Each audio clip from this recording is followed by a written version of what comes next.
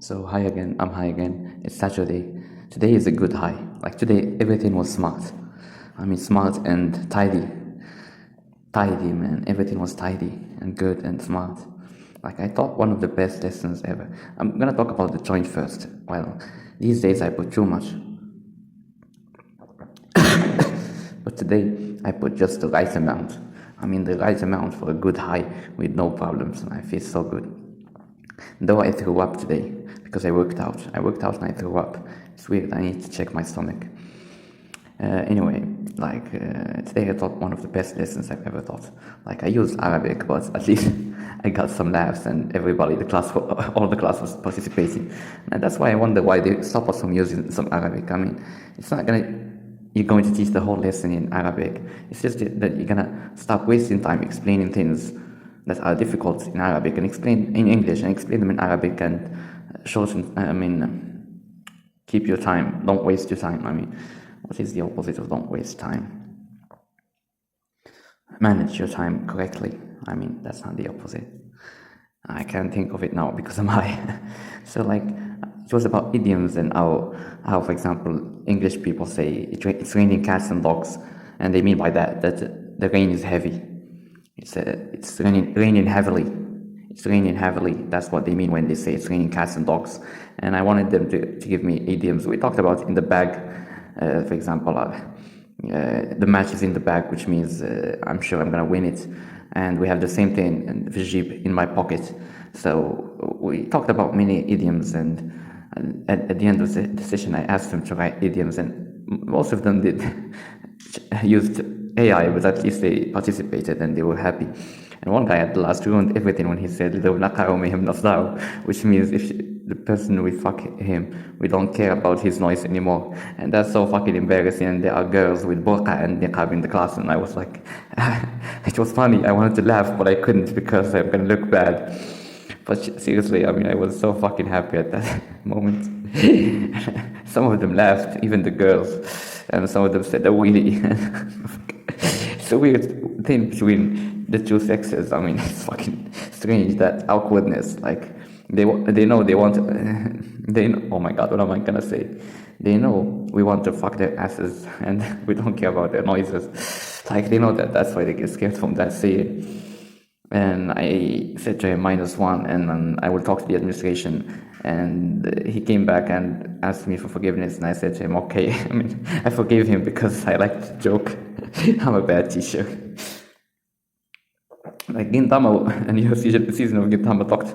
Now Gintama is going to play the role of a teacher. I mean, it's so funny. And it's the first episode, and in the first episode, they brought a teacher who can't teach well. And then at the director told him that if his students doesn't get the plus 80% mark, they will fail, and he will get a pay reduction. And like that's so like me. He's so bad at teaching and he's smoking. I mean, Gintama is so good. And then of course this is the typical story. I mean, at the end, they record him saying to the teachers who put the exam to make it harder so they don't get plus 80%, though they are stupid, and of course they won't get even 20. And Gintama wins in the end because the headmaster of the school, or the owner of the school, says to them that that's cheating. The director is cheating, and that she is not going to do the pay reduction or fail the students. And it's a beautiful, funny story about that bad teacher. That's not what I wanted to talk about. Oh my god, I spoke so much about things that are not important. Today I wanted to talk about my friends. Let's move slowly. Towards the end of the schooling day, I mean from 8 to 12, one of the workers of the administration, social help, or whatever they call them, or told them, yeah, I mean social help, I don't know, not social help, I mean, you know, the counselors. Yeah, that's the job. The counselors who work at schools to help kids, and they don't do anything. They just stay at their desks playing with computer games, and they only bother themselves when, like, a student is in the beginning of the year, and at the end with the registration and the exams. They do nothing all the year. Like they just give papers. One of a Moroccan that's a general guard. Yeah, a general guard was actually grabbing a girl's boobs and kissing her for. It was the famous case in Morocco. He was grabbing a girl's boobs and kissing her for giving her the paper, that she can get the paper. He's so fucking lucky. What a fucking man. And he's an old man, like 45 or 50. What the fuck? Am I gonna be like that shit?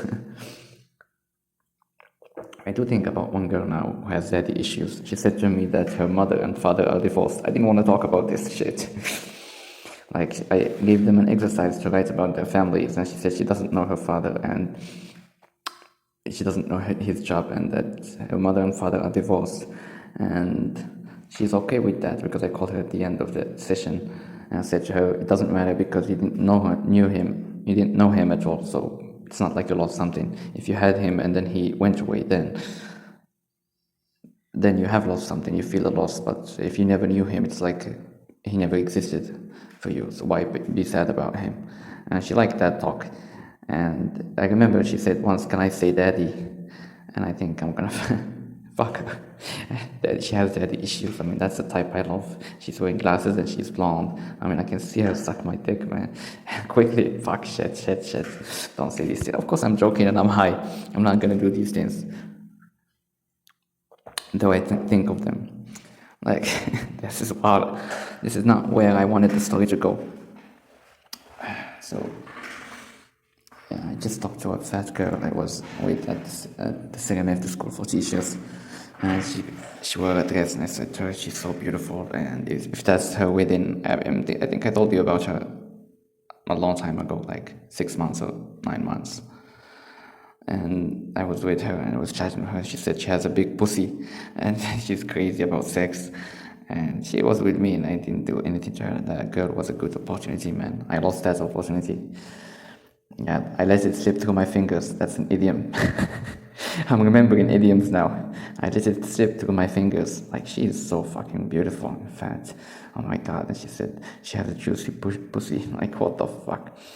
And then I said to her, she looks beautiful. She said, oh, that's nice of you, etc. And I said, I know I shouldn't say this, but you were fucking amazing. I miss you. I want to see you.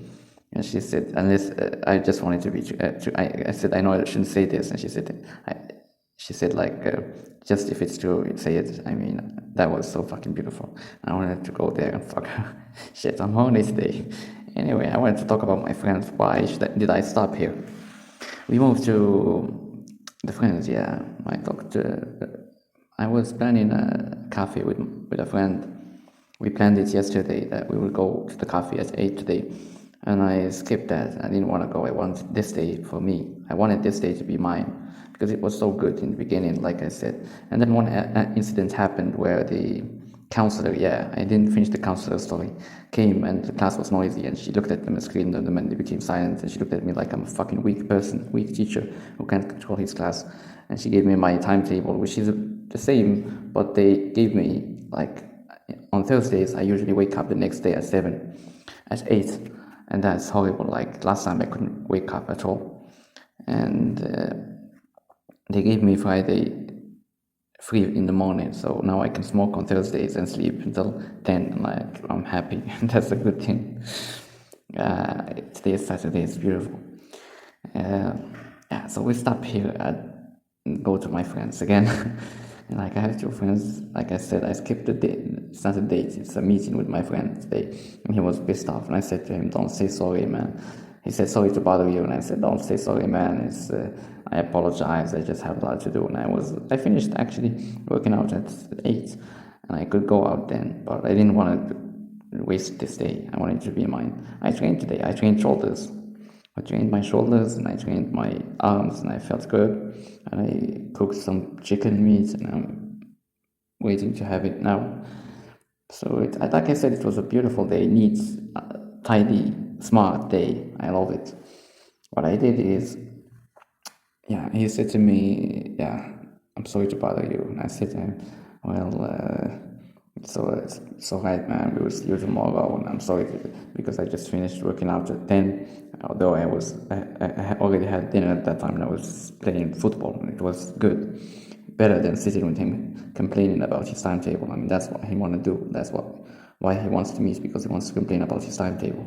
I don't want to hear that bullshit. I rather be alone. I prefer to be alone.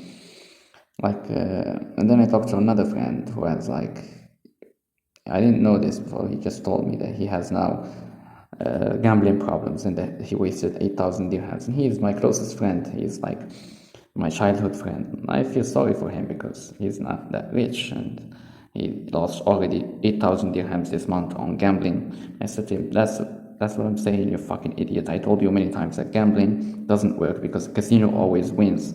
They give you these little wins in the beginnings as a bait until you actually think you are winning, and you bet a larger amount of your money, and the casino takes it all. It gets back his profits, and that's why casinos can never be bankrupted unless you are Donald Trump. You can never bankrupt, lose in a casino, ruin a casino winning, and that's gambling is always winning. That's why they gave you those little wins in the beginning. And when you paid larger amount, you lost everything, you stupid fucking nigger. And I said to him, stop doing that and make a limit to your gamblings. Say for example that I'm gonna gamble 100 dirhams this week, and no matter what, do not pass that limit, no matter what. You get the excitement of gambling, but without the excitement of losing the money, which is a fair idea for gamblers. It's a good solution. I do that myself. Maybe I'm just a gambler. Anyway, that's so fucking funny. And then we talked about how he's fucking depressed and stuff. And that's so fucking sad. People are sad. I don't want to talk about people anymore. I want to live my life alone in an empty space. I'm going to an empty space now. I'm very high. Okay, goodbye and good night.